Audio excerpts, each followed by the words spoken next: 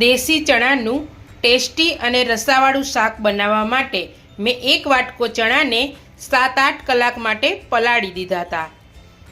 હવે ચણાને બાફવા માટે કુકરમાં 3 વાટકા પાણીને ગરમ કરવા માટે મૂકી દીધું છે. પાણી ગરમ થઈ ગયું છે.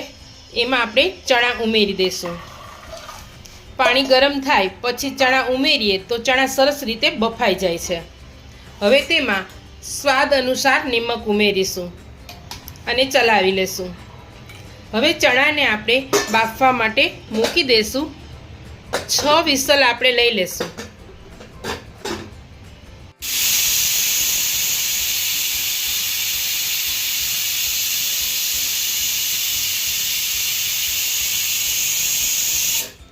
અહીં કુકરની વિસલ થવા લાગી છે. ત્યાં સુધીમાં આપણે જોઈતી બીજી સામગ્રી તૈયાર કરી લઈશું.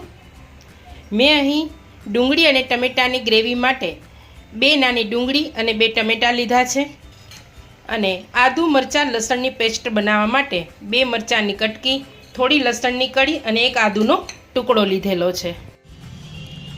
અહીં ટમેટાં અને ડુંગળીની ગ્રેવી તૈયાર થઈ ગઈ છે. આદુ મરચાં અને લસણની પેસ્ટ પણ તૈયાર થઈ ગઈ છે. જો તમે લસણ ન ખાતા હો તો સ્કીપ કરી શકો છો. અને ચણાને વઘારવા માટે 2 સૂકા મરચાં, લવિંગ અને સૂકા લીમડાના પાન લીધેલા છે. ધાણા લીધેલા છે.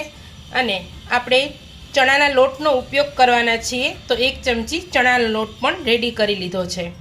હવે આપણે એક બાઉલની અંદર 1 ચમચી મરચું પાવડર, 1 ચમચી ધાણા પાવડર, થોડી હળદર અને થોડું સ્વાદ અનુસાર નિમક, કારણ કે આપણે ચણા બાફવામાં પણ નિમક લીધું હતું, તેમાં થોડું પાણી ઉમેરી અને પેસ્ટ તૈયાર કરી લેશું.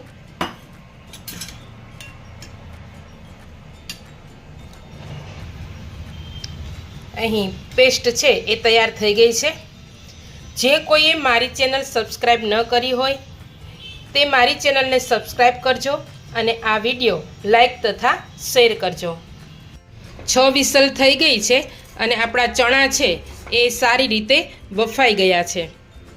એકદમ સરસ રીતે બફાઈ ગયા છે, જે આ રીતે થઈ જાય છે. હવે આપણે ચણાને વઘારી લેવાના છે. ચણાને વઘારવા માટે મેં અહીં એક વાસણમાં 2 ચમચા તેલને ગરમ થવા માટે મૂકી દીધું છે. તો તેલ ગરમ થઈ ગયું છે. તેમાં થોડી રાઈ ઉમેરીશું,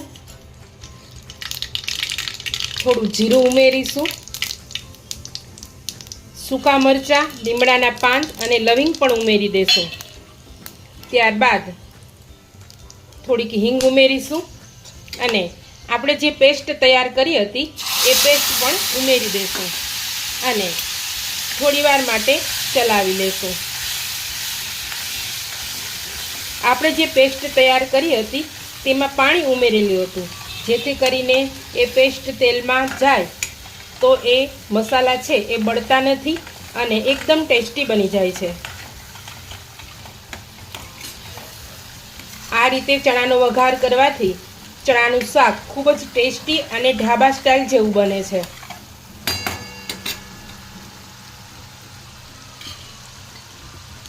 ચણાને રસાવાળું શાક બનાવવાનું છે, એટલા માટે આપણે થોડોક ચણાનો લોટ ઉમેરીશું, જેથી કરી અને રસો છે એ ઘાટો થઈ જાય. એકદમ ચલાવવાનું છે. ત્યારબાદ આદુ મરચાં અને લસણની જે પેસ્ટ બનાવી હતી એ ઉમેરી અને આપણે ચલાવી લેશું.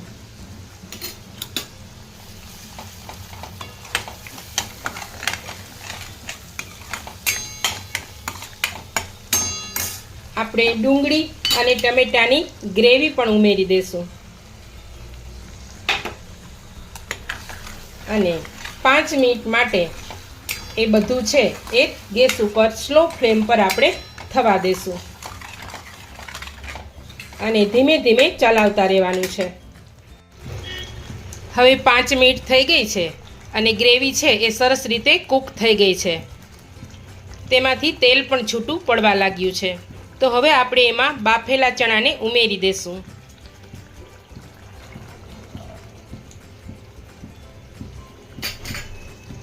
તેને સારી રીતે ચલાવી લેશું.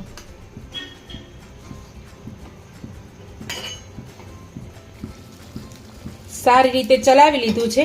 આપણે એમાં થોડું ગરમ પાણી એડ કરીશું.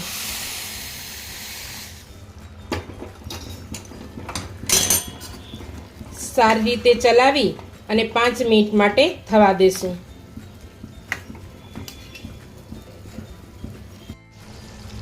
તો હવે ચણાનું શાક છે એ એકદમ ઉકળી ગયું છે અને તેલ પણ છૂટું પડી ગયું છે. તો તેમાં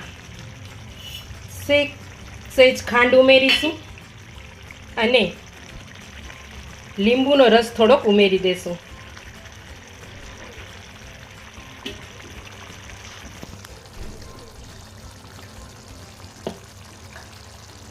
ગરમ મસાલો થોડો ઉમેરી દેશું અને ચલાવી લેશું.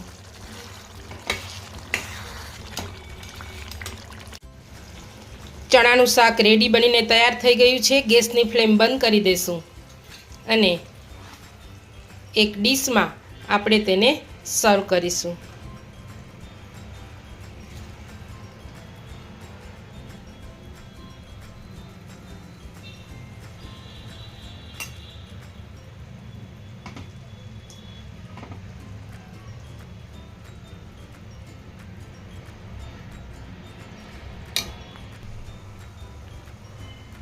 તો રેડી બની ગયું છે આપણું ચણાનું શાક.